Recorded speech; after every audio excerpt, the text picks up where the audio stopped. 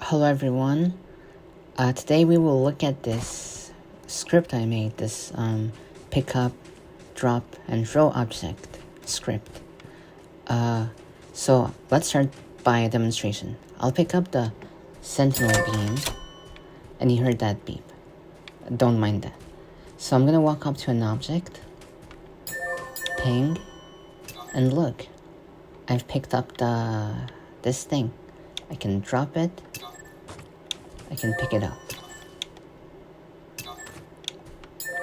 And so on. I can even throw it. And it also works with the mongoose and other vehicles, other objects. So you hear the ping, and I'll go over to why it's doing that later. So let's take a look in Forge mode, how everything works. So there's obviously the There's obviously the sentinel beam, this one right here, and it has an area monitor. You can see like the boundary cylinder. This will be important for later. So we also will have this ball, which I will reference later. This is called null. So I use 4 brains, and let's take a look at one of them. First, we take a look at pick. So how does it work? We're gonna use a few object variables. A few variables like object held, player, is holding, and those will help us a lot. So first, let's take a deeper look. So here we'll declare the object held. This will keep track of which object we are holding. And in here we are getting, the player. And if the player, and then the player, it will get the team of the player. And when an object enters the monitor, the area monitor, so you need to declare an area monitor. Well, you need to put one. And for the sentinel beam, grab gun, that's a sentinel beam, which is why we saw the boundary earlier. When the object enters the area, it's going to play a sound. And also, it's going to get the object that entered the area, and it'll put that as a value for object held. So our object held will be the object that just entered the area. And we can modify the sound for when an object enters the area. So you can put it whatever sounds are available there. So now we have the object. We have a way to know what object entered the area. But how does the rest of it work? So let's take a look at the other brains. So we looked at pick. Now let's look at hold. This is kind of a more complicated one. So as you can see, this big part right here is how the object stays up in the air. This part is how we know which player it is. So let's start with the player. So on the weapon pickup, if it's just the sentinel beam, the grab gun, if they're the same, then the player who picked up the weapon will be now the player. So our variable player, it's an object variable, now we identify it as a player. And I put setMark override, and I put override enabled true. So now let's look at this part. So you know when the object is floating in the air, how does it work? Well, this is how it does it. So let's go over it. Every n seconds, and this is the input we put in. We can only put 0.1, but 0.1 times 0.1 equal, it makes it smaller, so it makes it faster, every amount of time faster. So if we put it higher, basically it would lag behind, and it wouldn't be too great. So let's do a demonstration. So let's do here, this. I'm gonna pick up.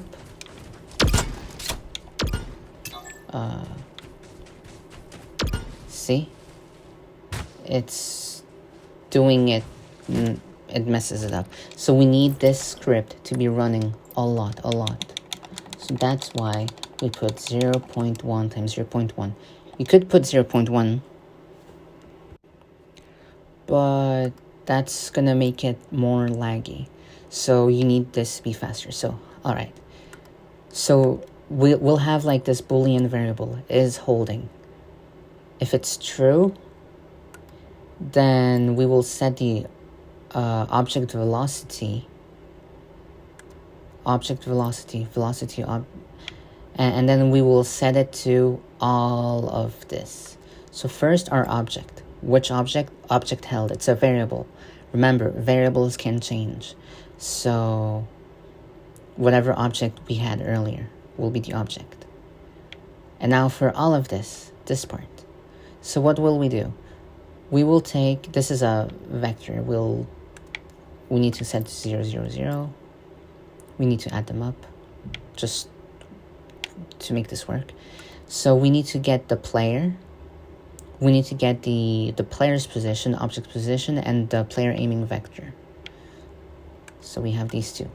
We basically, well, we scale the aiming vector, and here it's 15. This controls the distance between the player and the object. So we add these two together. Then we need to get the object, get its up vector or whatever. Then we need to scale it by a factor or of 2 in this case.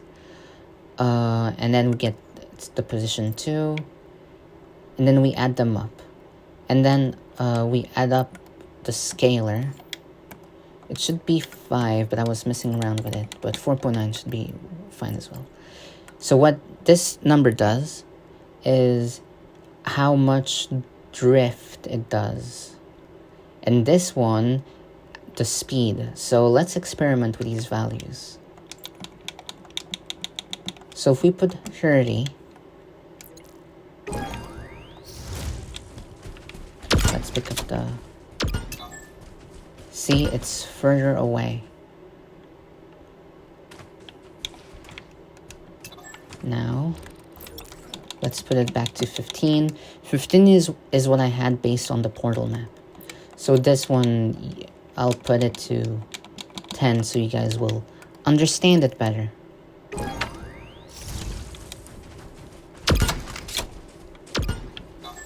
See, it starts like drifting around more.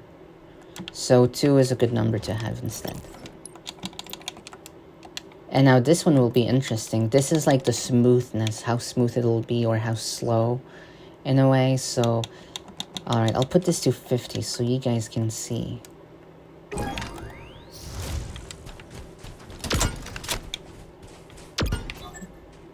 you see how like, how much it snaps? So if I had it to what it was 5,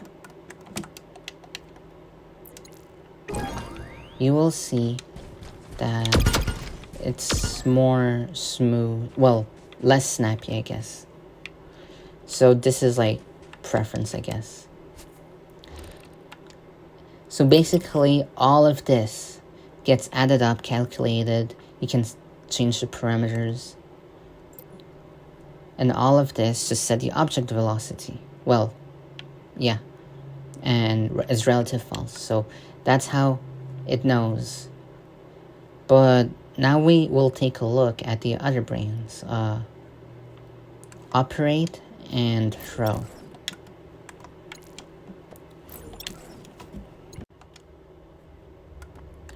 Alright, so operate.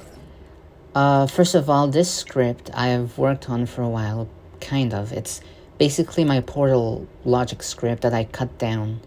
I had to remove a lot of it, so having multiple brains makes it so much easier, especially when you build on to more complex things. So let's take a look at it. We have our declare Boolean variable is holding to know if we are holding. What does that even mean? Well, we'll take a look. So on player mark, first we check that the player that's marking is the player, the variable player. If it is, okay, we continue. We also get like if it's crouching. So it's the player. So if it's holding will be set to false by default. If the player is not holding, then its holding will be turned to true. And on our hold, on this script, we need to check if the player is holding. If it is holding, that's how we know the object will be acted upon. That's right. But if the player is already holding, then we turn it to false. And then, if the player is crouching, then we will trigger this custom event throw, which we will look at soon.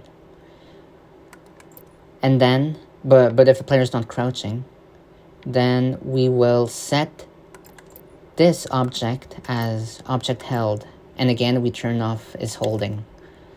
So you see this red ball? Hide it anywhere you want. This is basically the object that it will be the object held. It's phased, so it cannot be moved. It's a null object, and it basically clears the object that you have, basically. So, hopefully you understood that. So now let's look at the throw one.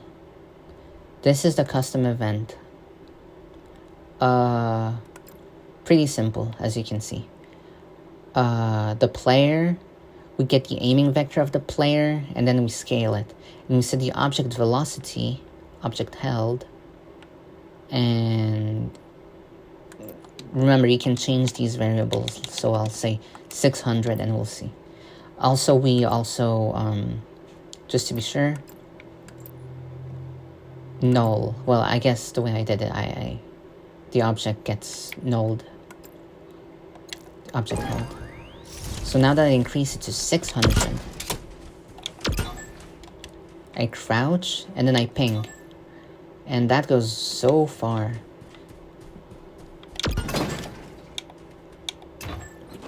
Pretty fast. So this is how this whole script works. Uses these 4 brains. Could you combine them into 1 brain? Probably, but it's so much easier to read this way. It has a sentinel beam.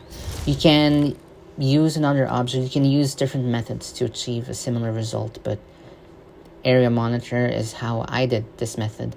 And of course, you need a null ball. This null ball is important. And this is how you do this script. It only works for whoever's holding the thing. And again, my sound changed. So this is taken from my portal map. First, I had to determine an experiment, like on how to pick up an object, how to drop the object, all of that. I had to do all of that work. And I did the whole throw thing, as well as, how could an object enter, how would it, if you could like ping an object, or how would it work. There's basically other ways of doing some of the logic, and one could like experiment with it. You could technically make it so multiple people can use it, but you would need more brains and more variables. I will go over, I guess, a breakdown on how I made the portal map, but for now, it was basically a lot of work to figure out a lot of stuff, and I basically cut it down and packed it up. And I put it up on my file share, or whatever it's called, as a script, which will be in the description below.